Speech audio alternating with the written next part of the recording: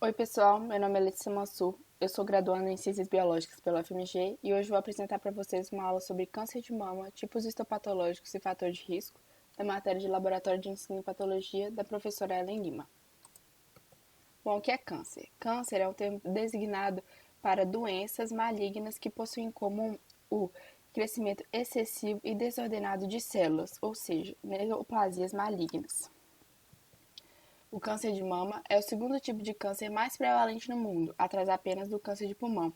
No Brasil, o câncer de mama representa a principal causa de morte por câncer em mulheres brasileiras. Bom, para a gente entender um pouquinho sobre câncer de mama, a gente tem que entender a anatomia mamária. A mama é constituída basicamente de tecido adiposo, dos lóbulos onde estão presentes as glândulas produtoras de leite e os ductos que levam leite. E os tipos histopatológicos diferem em relação ao local onde surgiram e a forma em que se desenvolvem. O carcinoma ductal in situ acontece nos ductos e se restringe apenas a eles, não atingindo tecidos adjacentes, mas pode acontecer em mais de um ducto dentro da mesma mama, sendo multifocal. Aqui a gente tem algumas imagens de ductos sendo totalmente preenchidos por células tumorais que sofreram hiperplasia, ou seja, aumentaram em números. Essa região mais escura aqui é uma região de necrose. Aqui também há ductos com proliferação de células tumorais, como a gente pode ver. O segundo tipo é o carcinoma ductal invasivo, em que o carcinoma começa dentro do ducto, porém rompe a parede do ducto e atinge os tecidos adjacentes, podendo ser conduzido por veias e vasos linfáticos e atingir outros tecidos e órgãos. Como a gente consegue ver aqui, tecido adjacente foi atingido. Aqui as células tumorais que formaram túbulos, são as células cancerígenas. Aqui também as células com o núcleo aumentado, são as células que se proliferaram fora do ducto. E aqui, imagens sobre carcinomas ductais invasivos são peças. Aqui um tumor, um carcinoma ductal invasivo, que atingiu a região da pele. Essa aqui é uma mama densa com carcinoma ductal invasivo, um tumor com uma borda pouco visível aqui. Essa é uma peça com um tumor espiculado que ele irradia, como a gente consegue ver. E aqui pontos de tumores multifocais, um ponto aqui, outro aqui, um aqui e um aqui, como a gente consegue ver. O terceiro tipo é o carcinoma lobular in situ, que ocorre dentro dos lóbulos mamários, onde estão presentes as glândulas, e se restringe apenas a esses lóbulos.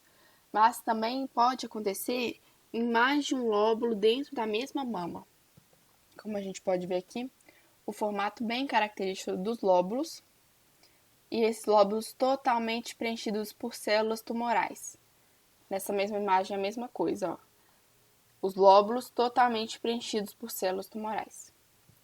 E o último tipo é o carcinoma lobular invasivo, que também se inicia dentro dos lóbulos mamários, porém rompe a parede desses lóbulos e atinge o tecido adjacente, sendo essas células serem conduzidas por veias e vasos linfáticos e atingirem outros tecidos e órgãos.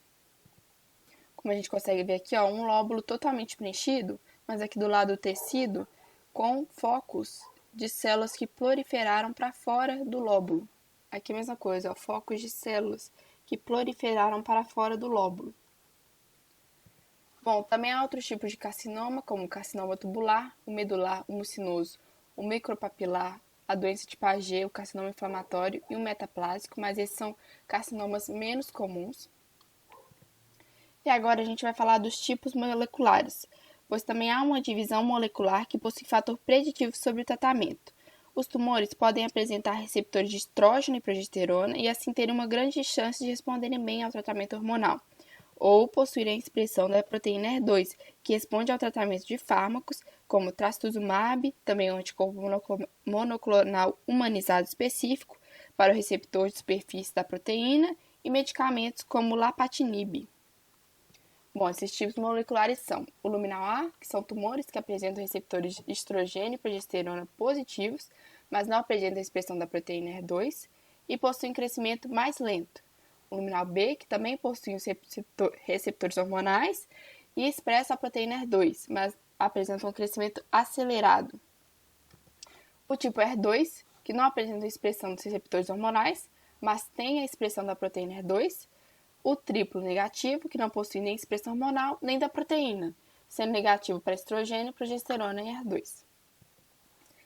Agora a gente vai falar um pouquinho dos fatores de risco do desenvolvimento do câncer de mama. Os fatores de risco, dentre eles estão a idade avançada, as características reprodutivas, o histórico pessoal e familiar, os hábitos de vida e as influências ambientais. Bom, a idade avançada. Geralmente, o câncer de mama é diagnosticado entre 40 a 60 anos de idade e é raro abaixo dos 35 anos de idade. Também há fatores de risco em relação a mulheres que possuíram menarca precoce aos 11 anos ou menos, menopausa tardia aos 55 ou mais, tiveram a primeira gestação após os 30 anos ou nuliparidade, não tiveram filhos. Ou mulheres com histórico pessoal e familiar em que um ou mais parentes de primeiro grau tiveram câncer de mama bilateral ou câncer ovariano em qualquer idade, parente com câncer de mama masculino, câncer de mama e ou doença mamária benignas prévio. Além disso, se a pessoa apresenta obesidade, faz uso regular de álcool e tabaco, que são hábitos de vida, e sobre as influências ambientais, principalmente em relação à exposição prévia a raios ionizantes. Por fim, eu queria falar de um caso aqui específico sobre fatores de risco, o caso da Angelina Jolie. A Angelina Jolie possui histórico familiar de câncer de mama. A mãe dela conviveu com câncer de mama por uma década e faleceu aos 56 anos de idade. A Angelina Jolie também descobriu que ela era portadora do gene BRCA1, que prediz que ela tem 87% de chance de desenvolver o câncer de mama. E considerando esses dois fatores, ela resolveu fazer a dupla mastectomia preventiva, que diminuiu as chances dela de desenvolver o câncer de mama de 87% para 5%. Bom, essa foi a aula. Aqui estão as referências. Muito obrigada se você assistiu até agora. Caso tenha alguma dúvida, mande para o meu e-mail.